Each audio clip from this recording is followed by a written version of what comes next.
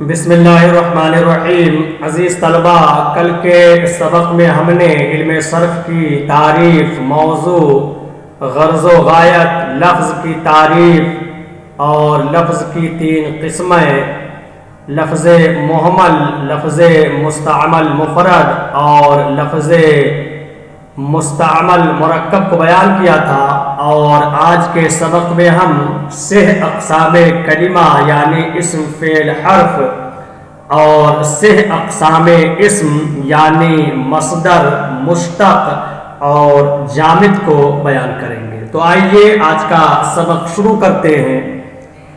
6 اقسام کلمہ، کلمہ کی 3 قسمیں: اسم، فعل، حرف۔ اسم، فعل، حرف۔ اسم کلمہ است کے بر مانع مستقل دلالت بے نفسہ ہی کند۔ اسم وہ کلمہ ہے جو مانع مستقل پر اپنے آپ دلالت کرے، ومقترن بیک از منع ثلاثہ ماضی، حال و مستقبل نباشد چون رجل، اور ملا ہوا نہ ہو کسی ایک زمانے سے 3 زمانوں ماضی، حال اور مستقبل میں سے، جیسے رجل آدمی۔ فعل کلمہ است کے بر مانع مستقل دلالت بے نفسہ ہی کند و مقترن بیک از منع ثلاثہ باشد چون ضرب لیضرب، سوف یضرب۔ فعل وہ کلمہ ہے جو مستقل معنی پر اپنے آپ دلالت کرے اور ملا ہوا ہو کسی ایک زمانے سے 3 زمانوں میں سے، جیسے ضرب لیضرب، سوف یضرب۔ حرف کلمہ است کے بر معنی مستقل دلالت بے نفسہ ہی نہ کند بل محتاج باشد بے ضم ضمیمہ۔ حرف وہ کلمہ ہے جو مستقل معنی پر اپنے آپ دلالت نہ کرے بلکہ محتاج ہو کسی اور کلمہ کو ملانے کا۔ یہاں تک کلمہ کی 3 قسمیں، اسم، فعل، حرف کی تعریف اور ان کی مثالیں بیان کی گئی ہیں۔ ہاں، حرف کی مثال انہوں نے نہیں دی ہے۔ حرف کی مثالوں میں سے من ہے، الہ ہے، اور اس کے علاوہ بھی آگے آپ پڑھیں گے بالخصوص علم نحو کے اندر حرف کی اور بہت ساری مثالیں آپ پڑھیں گے۔ اسم کے بارے میں انہوں نے بیان کیا کہ اسم وہ کلمہ ہے جو اپنے معنی پر بذات خود یعنی اپنے آپ دلالت کرتا ہے اور اس کے اندر کوئی زمانہ نہیں پایا جاتا ہے۔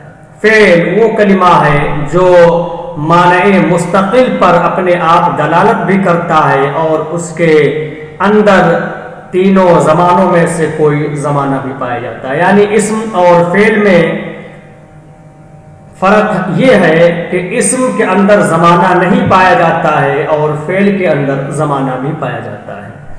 اور حرف کے بارے میں بتایا کہ حرف اپنے معنی پر اپنے آپ دلالت ہی نہیں کرتا ہے بلکہ حرف کا معنی سمجھنے کے لیے کسی دوسرے کو اس کے ساتھ ملانے کی ضرورت پڑتی ہے، خواہ وہ اسم ہو یا فعل ہو۔ جیسے ایک مثال بیان کرتے ہیں کہ خرجت من المسجد، میں مسجد سے نکلا۔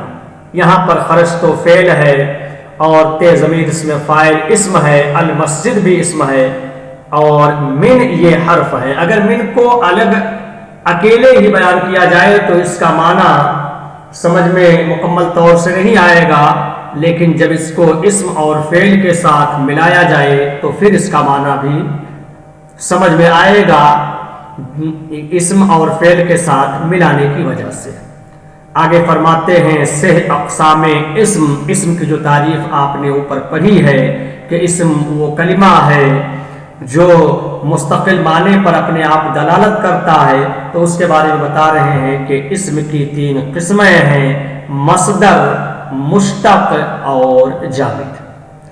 مصدر در لغت جائے صدور را گویند، مصدر لغت میں صادر ہونے یعنی نکلنے کی جگہ کو کہتے ہیں۔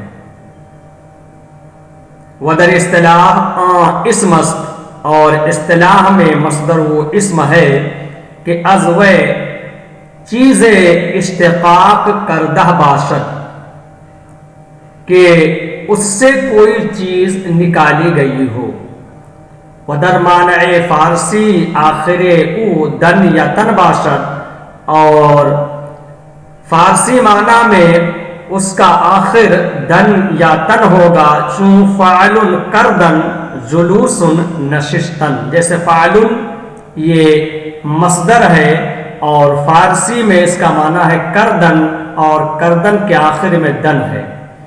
جلوس یہ عربی کا مصدر ہے، اس کا فارسی معنی ہے نشستن، اور نشستن کے اندر تن آخر میں مصدر کی علامت ہے۔